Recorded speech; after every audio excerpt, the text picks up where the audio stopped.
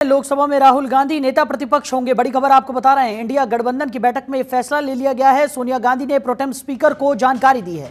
तो 5वीं बार सांसद राहुल गांधी बने हैं। तो राहुल गांधी को ही नेता प्रतिपक्ष इंडिया गठबंधन की बैठक में चुन लिया गया है। बड़ी खबर आपको बता रहे हैं। तो सोनिया गांधी ने प्रोटेम स्पीकर को इस बाबत जानकारी भी मुहैया करा दी है। बड़ी खबर, 5वीं बार राहुल गांधी सांसद बने हैं। तो लोकसभा में राहुल गांधी नेता प्रतिपक्ष होंगे। इंडिया गठबंधन की बैठक में यह फैसला लिया गया। सोनिया गांधी ने प्रोटेम स्पीकर को इस बाबत जानकारी दी। इससे पहले भी राहुल गांधी का नाम नेता प्रतिपक्ष के तौर पर सामने आ रहा था, लेकिन सूत्रों के हवाले से यह खबर थी कि राहुल गांधी नहीं चाहते थे कि वो नेता प्रतिपक्ष बने।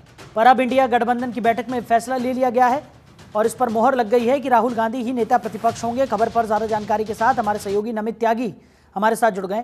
नमित, राहुल गांधी नेता प्रतिपक्ष चुने गए हैं इंडिया गठबंधन की बैठक में। इसके बारे में सोनिया गांधी ने प्रोटेम स्पीकर को जानकारी भी मुहैया करा दी है।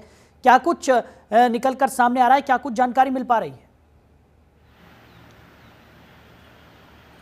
देखिए, दरअसल कांग्रेस की जब सीडब्ल्यूसी की बैठक हुई थी उसमें जो एक प्रस्ताव पास किया गया था कि लोकसभा में नेता विपक्ष जो है वो राहुल गांधी को बनना चाहिए। कांग्रेस के नेताओं ने वो प्रस्ताव पास किया था। उस वक्त राहुल गांधी ने ये कहा था कि मुझे सोचने के लिए थोड़ा सा वक्त चाहिए। उसके बाद कल देर शाम हमने देखा कि कांग्रेस के राष्ट्रीय अध्यक्ष मल्लिकार्जुन खड़गे के घर पर इंडिया ब्लॉक के तमाम बड़े नेताओं की बैठक हुई और जिसमें जो है ये आम सहमति बन पाई कि लोकसभा में इस बार नेता विपक्ष जो है वो राहुल गांधी होंगे। जिसके बाद हमने देखा कि कांग्रेस के वरिष्ठ नेता केसी वेणुगोपाल ने मीडिया के सामने आकर इस बात की जानकारी दी और जो प्रोटेम स्पीकर है, क्योंकि अभी स्पीकर का चुनाव आज होना है, इसलिए प्रोटेम स्पीकर भर्तृहरि महताब को जो है कांग्रेस की तरफ से चिट्ठी लिखकर, पत्र लिखकर ये जानकारी भी दे दी गई है कि इस बार लोकसभा के अंदर विपक्ष के नेता राहुल गांधी होंगी। राहुल गांधी के बारे में बात करें तो वो 5 बार जो है वो सांसद रह चुके हैं। इसके अलावा 99 सीट इस बार कांग्रेस जीत कर आई है, जिसमें राहुल गांधी का काफी अहम योगदान माना जा रहा है। यही वजह है कि बीजेपी के बाद इस बार लोकसभा में सबसे बड़ी पार्टी कांग्रेस पार्टी है। यही वजह है कि कांग्रेस पार्टी का ही नेता जो है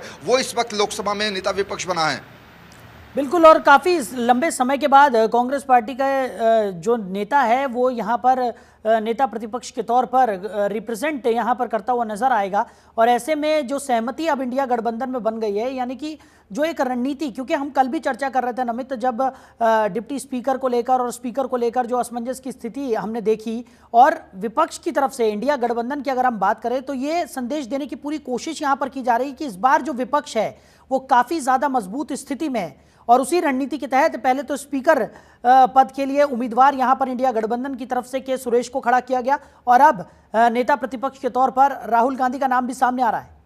देखिए, इससे एक बात साफ हो जाती है कि इंडिया अलायंस जो है वो अभी भी एकजुट है और एक साथ जो है वो सरकार के ऊपर जो है हमला करने के लिए तैयार है।